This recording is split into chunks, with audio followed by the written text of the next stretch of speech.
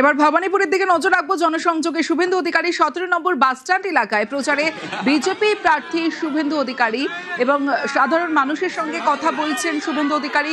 জনসংযোগে শুভেন্দু অধিকারী ছোট ছোট বাচ্চাদের সঙ্গেও জনসংযোগ শুভেন্দু অধিকারীর। ভবানীপুরে জনসংযোগে শুভেন্দু অধিকারী 17 নম্বর ওয়ার্ড বাসস্ট্যান্ড এলাকা, আর সেখানে প্রচারে বিজেপি প্রার্থী।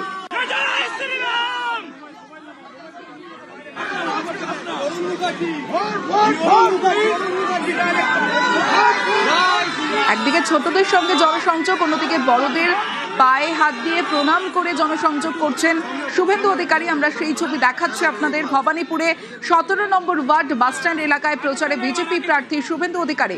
সুস্মিতা রয়েছে আমার সঙ্গে। সুস্মিতা,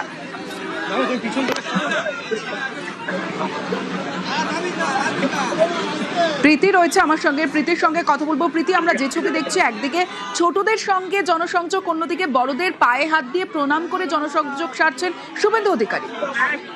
একদমই ভবানীপুর বিধানসভা কেন্দ্রে জনসংযোগ সারছেন শুভেন্দু অধিকারী এবং 17 নম্বর বাস স্ট্যান্ড থেকে তার যে জনসংযোগ, সেই জনসংযোগ শুরু হয়েছে প্রায় 1 ঘন্টা হতে যায়। তবে এখনো পর্যন্ত কিন্তু তিনি যে তার গন্তব্যস্থল অর্থাৎ অহিন্দ্র মঞ্চ, সেখানে তিনি মঞ্চ করে সভা করবেন, সেখানে পৌঁছতে কিন্তু আরো 1 থেকে 1.5 কিলোমিটার বাকি রয়েছে।